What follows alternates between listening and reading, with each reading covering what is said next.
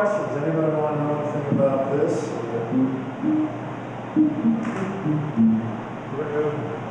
Tell a story about that. About this bass? Yes. Oh, okay. Well, I've had this bass. This is made by Keith Roscoe, right? In Greensboro, North Carolina. Are they good?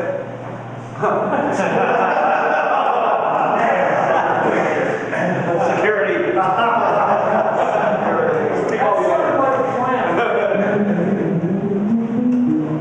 Yes. I got this bass in 1998 and I haven't put it down since. And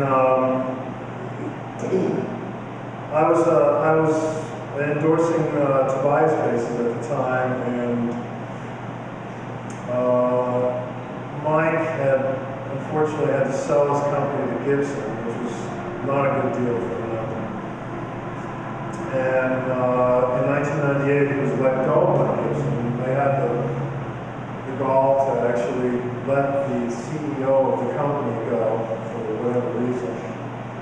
And so he had to go away for a year and a half and not manufacture anything. And in that time I stayed in touch with Mike, but I was playing in Seattle, Washington at a club with the Yellow Jackets for a whole week. And at the time, it was like the tail end of when I was playing fretless exclusively for 10 years. I had a fretless 6-string Tobias, and I was having a little problem with the potentiometer.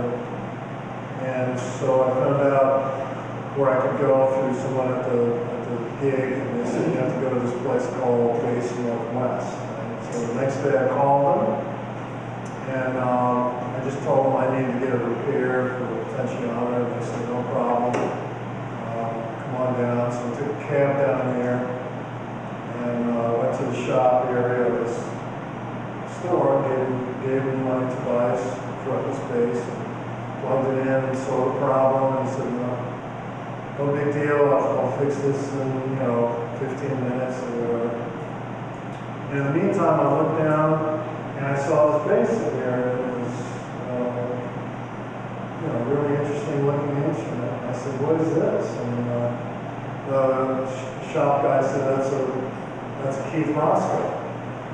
He said, do you want to play it? And I said, sure. And at the time, I was contemplating going back to fretted. It was a fretted 5-string. So I picked it up and played it. It felt really great. And I told the guy, I think this sounds great. It had a great sound. It felt good. And so subsequently, he repaired my Tobias and asked me if I wanted a brochure. So I said, okay. So I took the brochure, and I'm in the cab on the way back to the hotel. I was looking through it, and I saw that the instruments were made in Greensboro, North Carolina. And on my itinerary with the Yellow Jackets was a gig in Greensboro, North Carolina, about a week later. So I tried reaching Keith by phone just to invite him down to the gig. So I just wanted to meet him. I thought he made beautiful instruments, and I really admire and respect luthiers.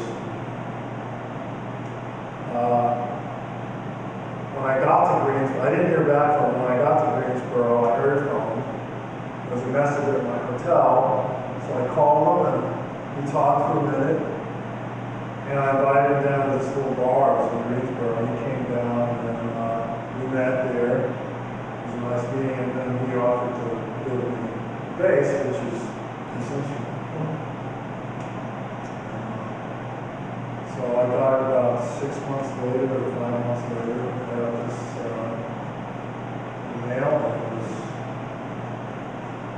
happening. And we had talked about a few things. I don't know if, first of all, I really liked the 5-string body that I played at the shop in Seattle. And I had played a 6-string in another shop somewhere because Keith told me to try out some other instruments. So I tried a 6-string, which is really what I wanted, but the body was much bigger, and I really felt better with having a smaller body. So I asked him if he would be able to build me a 6-string bass with a 5-string body. He said no problem. And then I had an idea, and Keith was really cool about this, about angling the pickups so that pickup would, on the bottom with the low strings would be closer to the bridge. So I have more articulation on the low notes. And they were angled a little towards the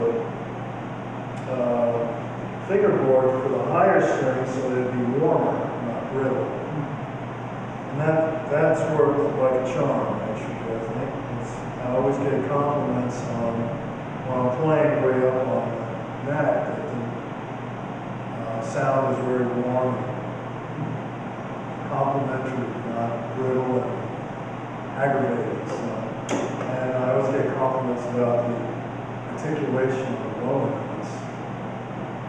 So it seems to work. The only thing that we have a disagreement about, although Keith was very accommodating, was that he liked pan pots and I like individual volumes. So he gave in to my request and gave me 2 volume knobs. So this one controls this pickup, this one controls that pickup. And that way I can just, I mostly use this pickup.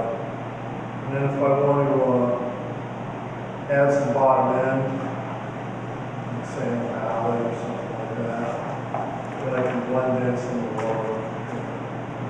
So for me, I feel more comfortable that way. I feel like I have more options with the sound. That's it. Now it's been 14 years of playing this instrument.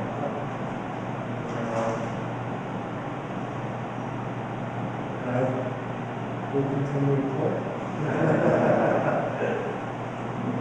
I just finished 2 tours with this bass with Alan Hallsworth and Virgil tonight.